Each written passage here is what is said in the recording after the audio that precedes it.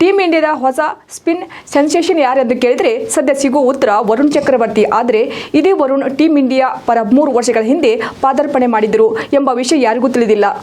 UAEನಲ್ಲಿ ನಡೆದ 2021ರ T20 ವಿಶ್ವಕಪ್ನಲ್ಲಿ ಪಾಕಿಸ್ತಾನ ವಿರುದ್ಧದ ಪಂದ್ಯದ ಮೂಲಕ ಭಾರತ ಪರ ಚೊಚ್ಚಲ ಪಂದ್ಯವಾಡಿದ್ದರು ಇವರು.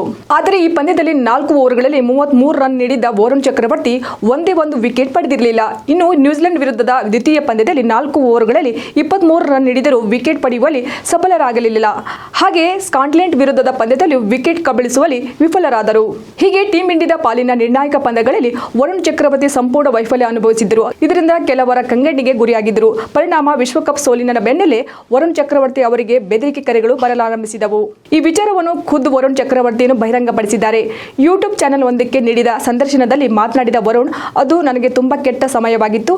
ವಿಶ್ವಕಪ್ಗೆ ಆಯ್ಕೆಯಾಗಿಯೂ ನಾನು ನ್ಯಾಯ ಒದಗಿಸಿಲ್ಲ ಎಂದು ನನಗೆ ಅನಿಸಿತ್ತು. ಇದರಿಂದ ನಾನು ತುಂಬಾ ಖಿನ್ನತೆಗೆ ಒಳಗಾಗಿದ್ದೆ ಅಂತ ಹೇಳಿದ್ದಾರೆ. ಒಂದೇ ಒಂದು ವಿಕೆಟ್ ಕೂಡ ಪಡೆಯಲು ಸಾಧ್ಯವಾಗಿದ್ದಕ್ಕೆ ನನಗೆ ತುಂಬಾ ಬೇಸರವಾಗಿತ್ತು. ಅದಾದ ನಂತರ 3 ವರ್ಷಗಳ ಕಾಲ ನಾನು ಟೀಮ್ ಇಂಡಿಯಾಕ್ಕೆ ಆಯ್ಕೆಯಾಗಿರಲಿಲ್ಲ.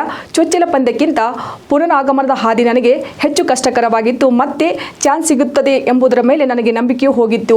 ಏಕೆಂದರೆ 2021ರ ವಿಶ್ವಕಪ್ ನಂತರ ನನಗೆ ಅನೇಕ ಬೆದರಿಕೆ ಕರೆಗಳು ಬಂದಿದ್ದೆವು. ಭಾರತಕ್ಕೆ ಬರಬೇಡ ಎಂದು ಕರೆ ಮಾಡಿ ಹೇಳುತ್ತಿದ್ದರು. ಜನರು ನನ್ನನ್ನು ಹುಡುಕಿ ಮನೆಗೆ ಬರುತ್ತಿದ್ದರು. ಕೆಲವರು ನನ್ನನ್ನು ಹಿಂಬಾಲಿಸುತ್ತಿದ್ದರು. ಇದರಿಂದ ಹಲವು ಬಾರಿ ನಾನು ಅಡಗಿಕೊಳ್ಳಬೇಕಾಯಿತು.